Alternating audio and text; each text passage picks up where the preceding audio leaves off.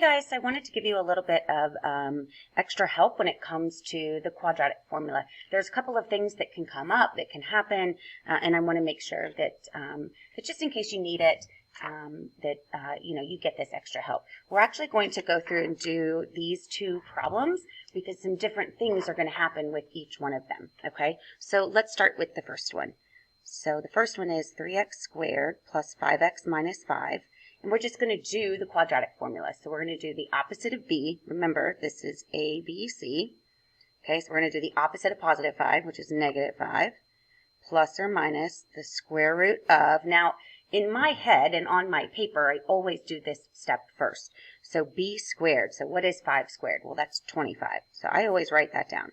Okay, minus 4 times a, which is 3, times c, which is negative 5. And the reason why I wanted to do this one is because of that negative 5.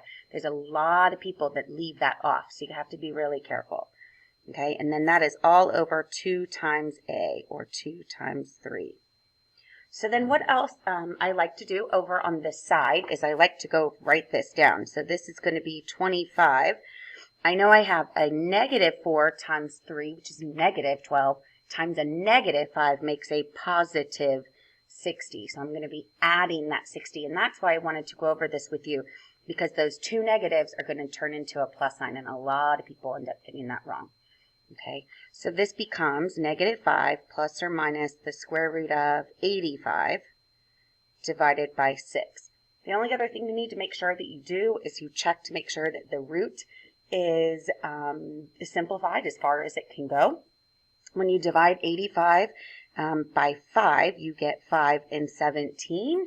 And so that's not simplifiable. And so this is done. This is in simplified form. So your two answers are negative 5 plus root 85 divided by 6 and negative 5 minus root 85 divided by 6. Okay? All right, let's go do the next one. I'm going to show you what's going to happen with this one. So this problem, 2x squared minus 8x plus 3, something interesting is going to happen with this one. So let's go in and do quadratic formula. So again, I'm going to do the opposite of b. Remember, it goes a, b, c. So the opposite of negative 8 is positive 8. Plus or minus the square root of.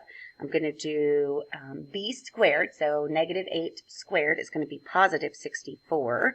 And that's the other reason why I always do that first, because no matter what, this first number under that radical sign will be positive. A negative times a negative is a positive. Okay, so here's my b squared minus 4 times a, which is 2, and c, which is 3. And that is all divided by 2 times a. Okay, so I'm going to go over here to the side again and figure this out. So this is going to be 64 minus, because I only have one negative. So 4 times 2 is 8, times 3 is 24. So this becomes 8 plus or minus the square root of 40 divided by 4. Now, just like before, when we ended up with that 85, we have to stop and be like, wait a minute, does 40 break down? Can it simplify? And the answer to that is yes. So remember, you're actually looking for squares. So when you go to break this 40 down, yes, you can make it a 20 and a 2, but we're looking for perfect squares. We're looking for numbers like 4, 9, 16, 25. I'm looking for these kinds of numbers to go into this, okay? And so 40 is going to be 4 times 10. Okay, and since we found a perfect square, then we do the square root of it. So what's the square root of 4? The square root of 4 is 2. So we're going to write 8 plus or minus 2 root 10 divided by 4. So it's like that 4 comes out as a 2. Okay, and then here's the other thing that I wanted to go over with you as far as this problem goes. So if you're watching this video, it might be because you need some practice at the simplifying aspect of it.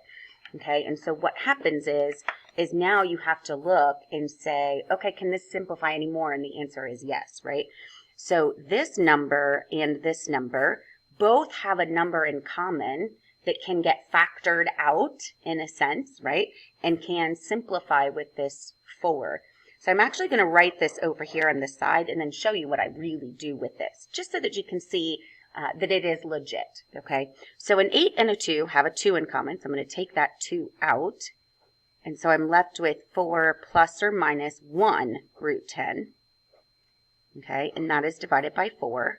And then I know that I can reduce this 2 over 4 to a 1/2. Now, some of you are going to like that method and prefer to leave it that way. So this final answer is 4 plus or minus root 10 over 2. Some of you are going to like the shortcut or the canceling out as you go, which is actually how I do the problem. Some of you are going to like this. Some of you are going to like it the other way. I don't care. Just want you to get it right.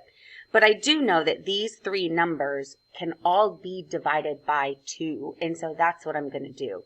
So when I divide this by 2, I get a 2. When I divide this by 2, I get a 4. And when I divide this by 2, I get a 1.